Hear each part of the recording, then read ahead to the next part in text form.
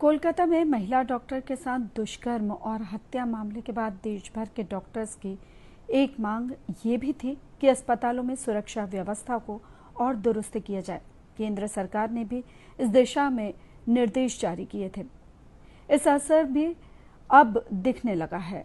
Bhopal AIIMS ने कोलकाता घटना के बाद सुरक्षा को लेकर डॉक्टरों की मांग को लगभग पूरा कर दिया है, जिससे डॉक्टर्स भी संतुष्ट हैं। डीडी न्यूज संवाददाता आदित्य श्रीवास्तव ने ये रिपोर्ट तैयार की। कोलकाता में महिला डॉक्टर के साथ दुष्कर्म और फिर हत्या के मामले के बाद लगातार डॉक्टर्स का गुस्सा बना हुआ था और डॉक्टर्स स्ट्राइक पर चले गए थे। भोपाल एम्स की अगर बात करें तो यहाँ भी डॉक्टर्स ने स्ट्राइक की थी। उनकी कई मांगे थी सुरक्षा बढ़ाने को लेकर, एम्स में कई सिक्योरिटी चीजों को और बढ़ाने को लेकर वो लगातार मांग कर रहे थे।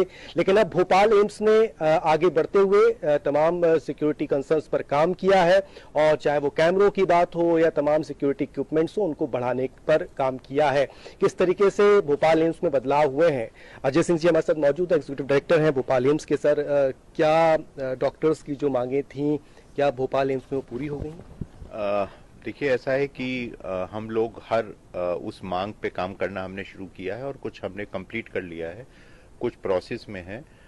सबसे पहले तो हम लोग इस बात के लिए कटिबद्ध हैं कि एम्स भोपाल का जो परिसर है वो हर हेल्थ केयर जो हमारा वर्कर है, चाहे वो डॉक्टर हो, चाहे नर्सिस हो या कोई और भी हो, या मरीज के अटेंडेंट, उनके लिए कैसे सेफ बनाया जा सकता है। तो हम लोगों ने कई सारे नए इनिशिएटिव लिए हैं, जिसमें हम लोगों ने डॉक्टर्स के लिए हर वार्ड में अलग से फीमेल डॉक्टर और मेल डॉक्टर के रूम्स अलग हैं, उनके टॉयलेट्स अटैच्ड हैं। वार्ड के अंदर मरीजों के और नर्सिस के जो टॉयलेट हैं उसमें पैनिक बटन हम लोगों ने लगाए हैं, जिसको कोई भी दबाएगा तो वो सडनली एक हूटर टाइप का बजेगा।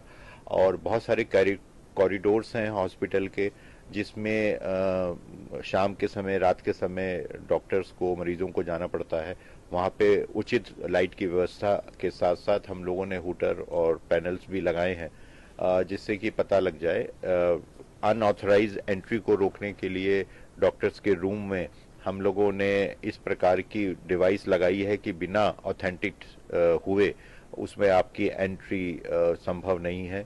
नंबर ऑफ सिक्योरिटी पर्सनल जो कि ऐसे इलाके जैसे कि इमरजेंसी का इलाका है, आईसीयू है, जहाँ पे मरीज बहुत ज़्यादा पैनिक हो जाते हैं अटेंडेंट्स, वहाँ पे हमने ज़्यादा से ज़्यादा लोगों को रखा है, जिससे कि जो है वो मरीजों के साथ यदि कुछ बात होती है तो डॉक्टर्स पे कोई विपरीत असर ना आए।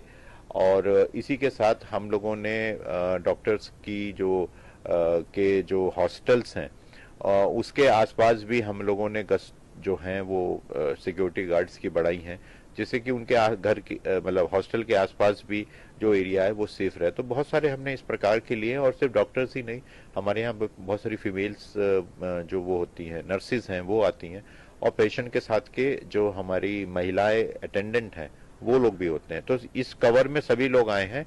और साथ में हम लोगों ने जेंडर सेंसिटाइजेशन की किस प्रकार से कैसे बिहेव करना चाहिए, कैसे नहीं करना चाहिए, कैसे आपको अपना अवॉइड करना है, ये सारी चीज़ें भी हमने लिया है। और स्टूडेंट्स को सिखाने के लिए हमने मार्शल आर्ट की क्लासेस कराई हैं और योगा क्लासेस हमने करी हैं। सर, कुछ काम आप बता रहे हैं कि हो गए हैं, कुछ काम अभी हो रहे हैं। कब तक वो जो बाकी काम है, लगभग उनकी समय सीमा कब तक वो भी पूरे हो जाएंगे? मेरे ख्याल से सभी प्रोसेस में है। हर चीज़ में जैसे सीसीटीवी कैमरा लगने हैं, 100 लगभग 150 लग चुके हैं, टोटल हमें 300 लगाने हैं। आने वाले 2-3 महीने में वो भी सब पूरे हो जाएंगे।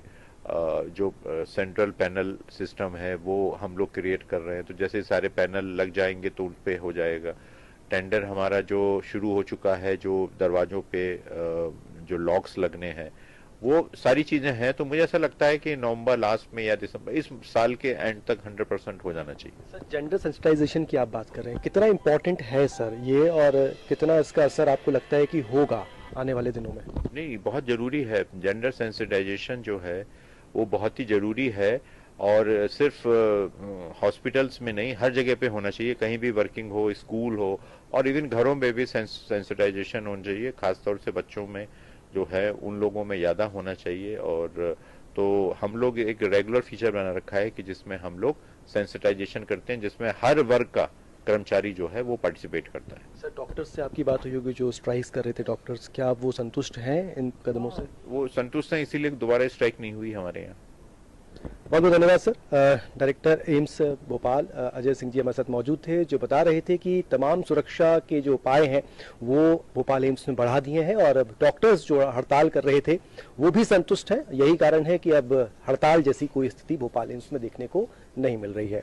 कैमरामैन चंद्रमोहन के साथ आदित्य श्रीवास्तव, DD न्यूज।